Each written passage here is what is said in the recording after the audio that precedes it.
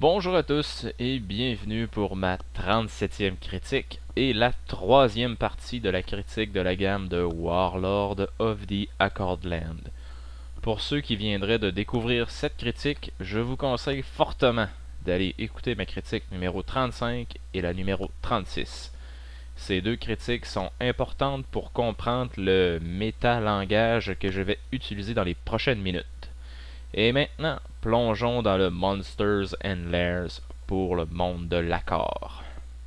Je pense que dans les deux dernières critiques, j'ai mentionné souvent le nom de Abyssal, des Notrogs et encore d'autres monstres. Cependant, à aucun moment j'ai parlé des statistiques de ces monstres. Les célèbres statistiques que des maîtres comme moi utilisent pour rester impartial vis-à-vis leurs joueurs. Elles sont pratiques, mais elles sont un frein à la vitesse de déroulement des combats. Et comme un univers de jeu de rôle n'est jamais complet sans opposition, le monde de l'accord a aussi ses monstres. Ils sont presque tous rassemblés dans le livre Monsters and Lairs. Je dis presque, car dans le format du bestiaire et dans sa présentation, il est impossible que cette affirmation soit complètement vraie. Donc, il s'agit d'un bestiaire doublé de cartes de repères de monstres. Et la description des repères de monstres prend pas mal de place par rapport à la description du monstre comme tel.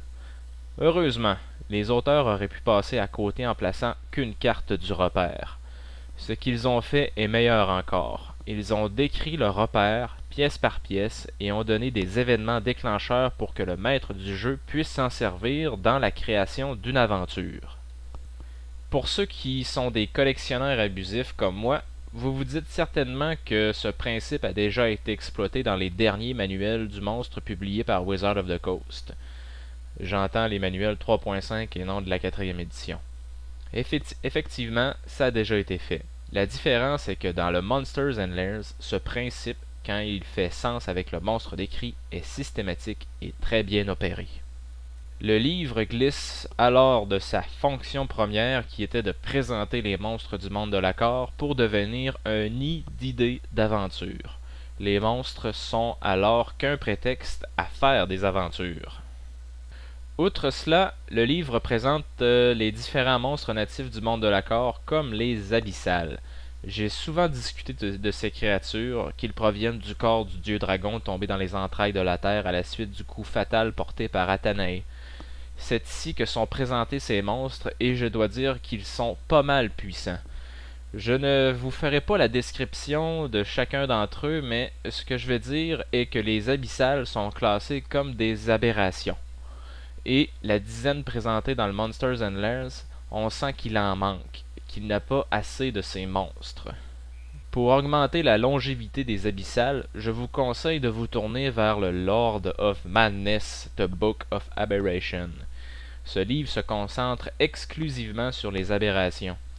Bien que le saut à faire entre les aberrations du monde de l'accord et ceux de Donjons et Dragons 3.5 soit un peu difficile, je pense qu'il est possible d'apporter un peu plus de profondeur à ces monstres et surtout à vos aventures. Sinon, vous pouvez toujours vous tourner vers les manuels du monstre numéro 1 à 5. Vous allez trouver amplement de matériel sur lequel travailler. Un autre élément intéressant pour le maître comme pour le joueur est que le livre présente beaucoup de templates.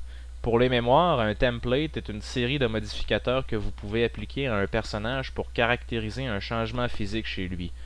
Il en existe plusieurs dans Donjons et Dragons 3.5, comme le demi-démon, le demi-vampire, le demi-golem, et j'en passe. Par exemple, vous avez un guerrier humain.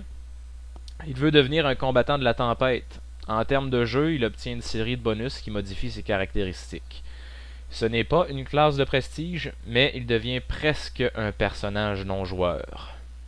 Maintenant, les côtés négatifs. Il en existe, et oui, ne soyez pas surpris.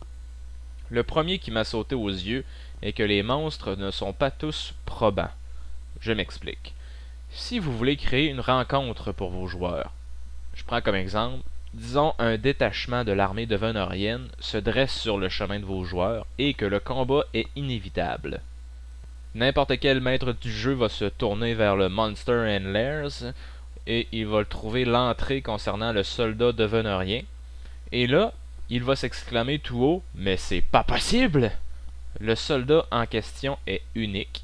Il n'y a que la description du soldat, et qui plus est, il est de niveau 0. Oh là! Quand j'ai vu ça, je me suis demandé « Mais qu'est-ce qui ne tourne pas rond avec ce livre ?» Mes voisins du Sud ont une belle expression pour cerner ce problème. Ça va comme suit. It's a pain in the ass. Eh bien, pourquoi? Parce que avant chaque rencontre, je dois prendre le soldat niveau 0 et changer ses caractéristiques.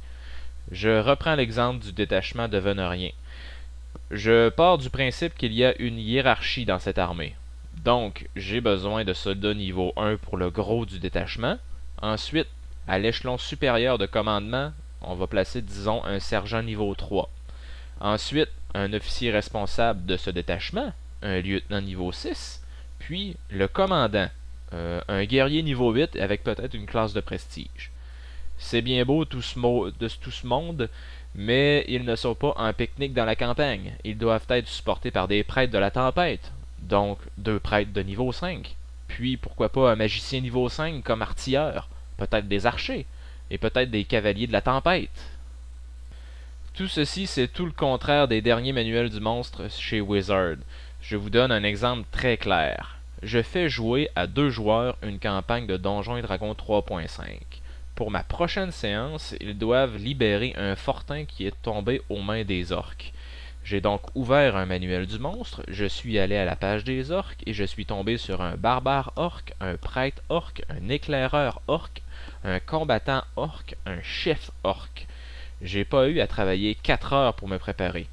Vous comprenez le principe?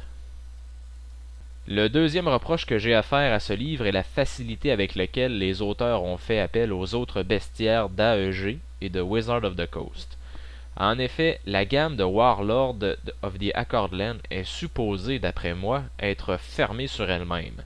Mais ce n'est pas le cas. Alors, pour varier un peu les monstres, les auteurs ont dressé une liste que l'on peut trouver dans les autres bestiaires. C'est bien, mais ça montre encore une fois la faiblesse du Monsters and Lairs. Malgré ce gros défaut, Monsters and Lairs est un très beau pseudo-bestiaire qui aurait mérité l'injection de plusieurs monstres dans ses pages. Ce que l'on y retrouve est tout à fait potable et très fiable si vous êtes prêt à donner du temps pour préparer vos rencontres. Les repères, les idées d'aventure, des descriptions détaillées de ces repères apportent une nouvelle facette au bestiaire. Et là où ça fonctionne pas, comme j'ai mentionné, c'est dans la variété des monstres. Et l'exemple du détachement deveneurien dont j'ai parlé en est la preuve. Bon, et voilà qui conclut ma 37e critique et la 3e partie de la critique de livre de la gamme de Warlord of the Accordland. J'espère que vous avez apprécié. La prochaine critique portera sur la méga, ultra, gigantesque, super grosse campagne du monde de l'accord. Il ne me reste plus qu'à me souhaiter bonne chance. Eh bien, merci de m'avoir écouté et à la prochaine.